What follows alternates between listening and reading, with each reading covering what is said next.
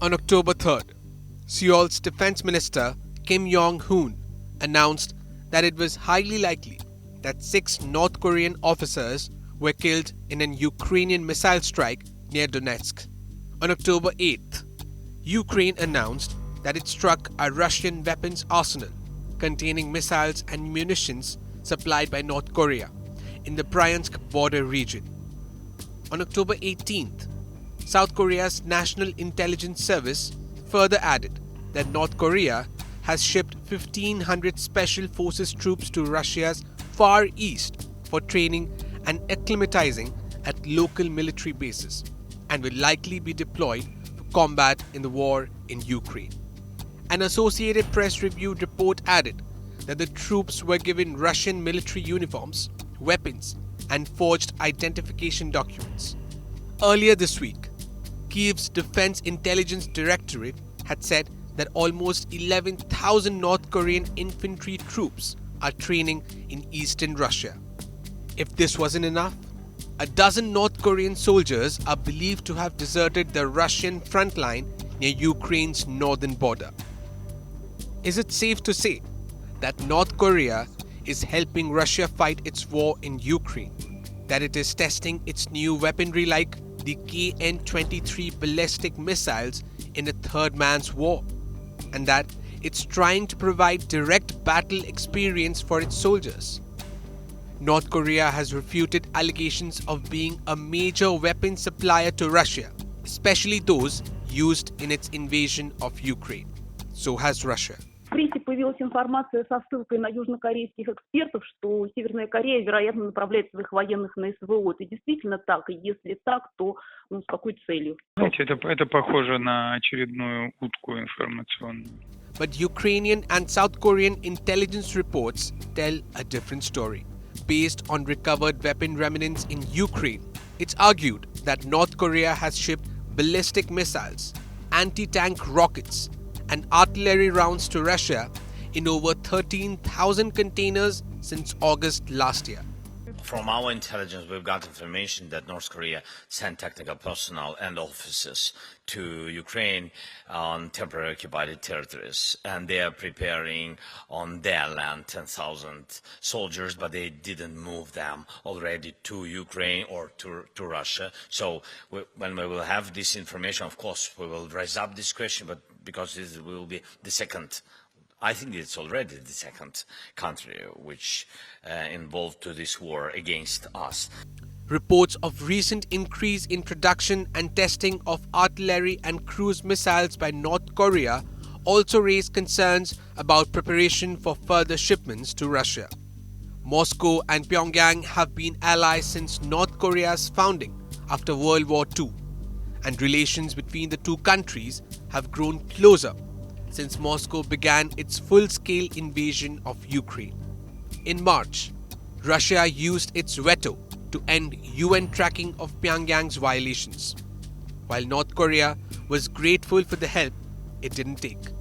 And on October 16, US, South Korea and Japan announced a new multinational team to monitor the enforcement of sanctions against North Korea.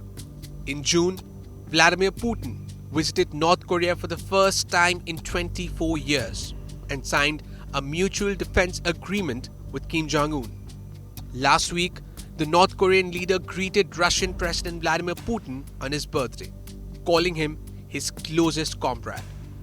But why is Russia getting so close to North Korea in the first place? Since its invasion of Ukraine, Russia had made overtures to improve relations with Western adversaries in the region, China, Iran, and North Korea. It has used economic ties, defense relations, and overt international support to pull them all closer. Russia's growing proximity to North Korea is concerning for another reason.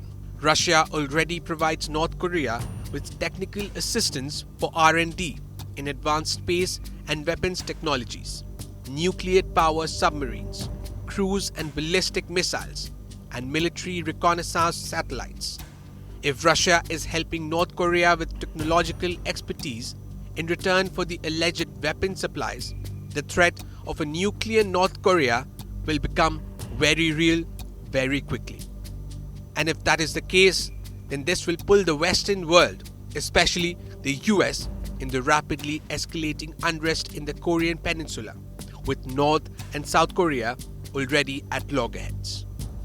While it also indicates a struggling Putin to mobilize more Russians to fight in Ukraine, the disturbing but yet to be confirmed news of North Korean involvement has elicited serious concerns from UK, US and NATO.